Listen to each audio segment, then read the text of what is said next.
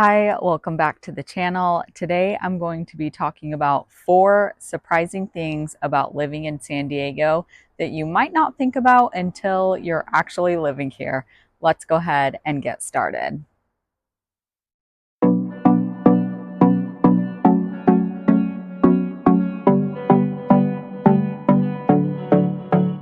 My team and I have people just like you reaching out all the time saying they're making the move here to San Diego in the next few weeks, months, or even in the next year. And we absolutely love helping them make this move out here to San Diego as stress-free and easy as possible. So if you're thinking of making the move, don't hesitate to send our team a text or give us a call or shoot us an email.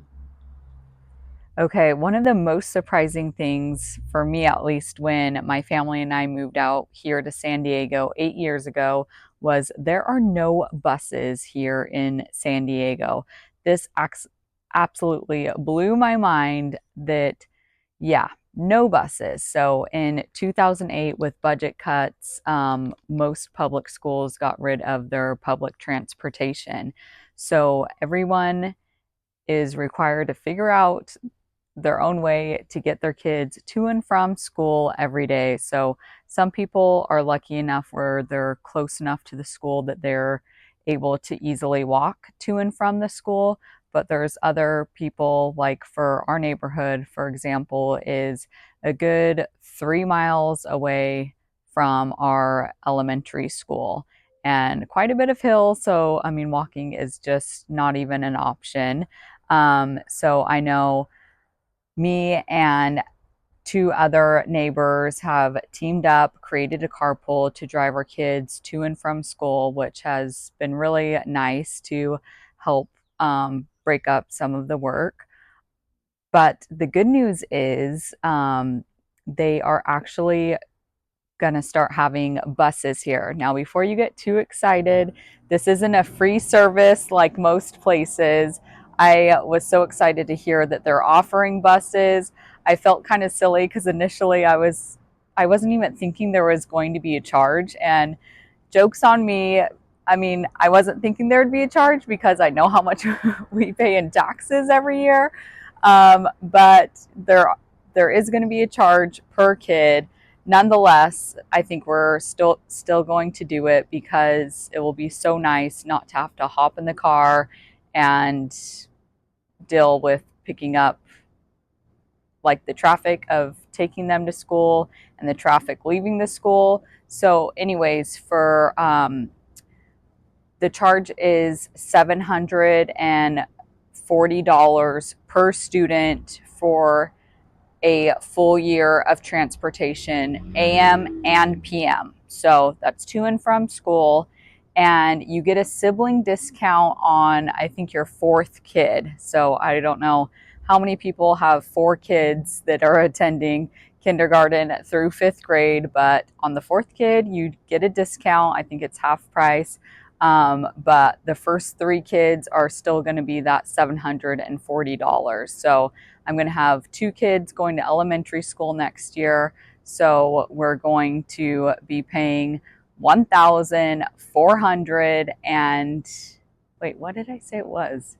Yeah, $1,480 to have our 2 elementary school age kids get picked up and taken to school and ride home on the bus. So anyways, something to think about. I know I have friends that are like, I'm absolutely not paying that, which I get, but also for how much gas we spend driving to and from school and the time that it takes to drive them to and from school, I think this cost is well worth it.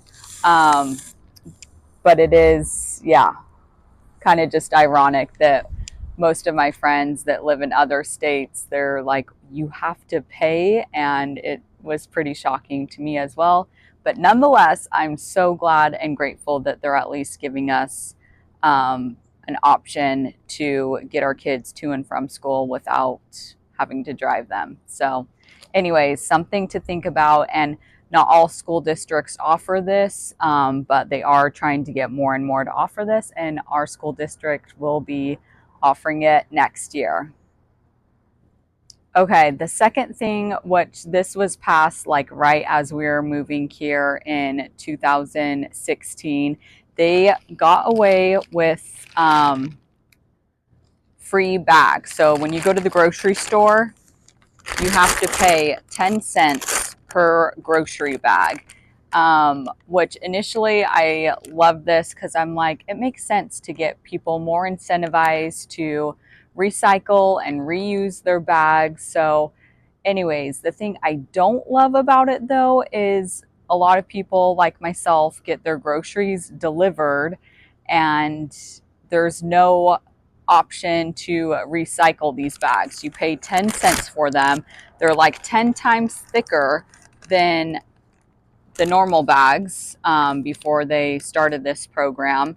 So I'm feeling so guilty that every week when I get my groceries delivered, I'm having, at least 20, 30 of these bags, and I don't know what to do with them because there's no way to recycle them. So yeah, getting delivered, there's not a solution. If you're going to Walmart and picking up your groceries, you can select that you're going to be bringing your own bags.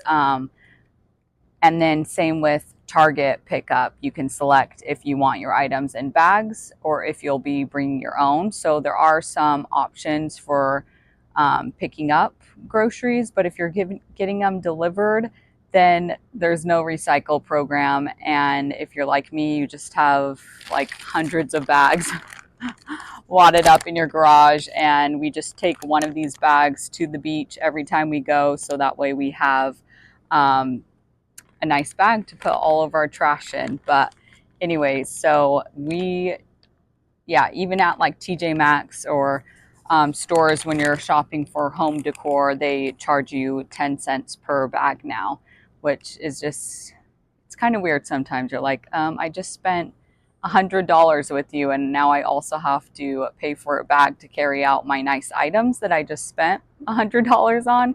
So anyways, kind of something that you have to get used to if you're living out here, that you're going to be paying for bags. Okay, the third thing that took me a while to get used to is how expensive electricity is out here. We moved out here 8 years ago from Arizona, and I was thinking, oh my gosh, we're going to save all this money in the summer because we won't be paying for a really expensive air conditioning bill. And I was completely shocked that first summer getting our bill. So the first year we rented a home, and it cost we weren't even running the air conditioning, but it was still costing like $300 a month, which I thought was a ton. So you're allotted a certain amount of kilowatts for electricity per year at a certain rate, but then if you go over, which most people do, the excessive kilowatts that you use are charged at a much higher rate. So I think that's how electricity bills get really high. Because like I said, we weren't really running our air conditioning very often, and still had a $300 electricity bill. So something that's great about this, when we went to purchase our home, the home that we purchased had paid for solar. So that has been so awesome, because on our home, we have 2 air conditioning units. It's about 3,000 square feet. And even in the summer months, we keep it really nice and cool. And we are credited so much credit on our account from the solar that our panels create, that even in the summer we're not paying more than $7 or $8 every month for our electricity. And like I said, we're running our AC. We do not skimp on the temperature in our home. So that's something that's so awesome, and I love for my clients to prioritize when they can, getting a home with paid for solar, because it makes such a difference. Okay, the fourth thing that surprised me living out here is even in the summer months, even today, it's the middle of June. Today it reached about 75 degrees, which was a really, really warm day. But now that it's about 6:30 and it's already cooled off to 68 degrees. Every once in a while with the breeze, it feels a lot cooler to me. Like I definitely am comfortable wearing this sweater.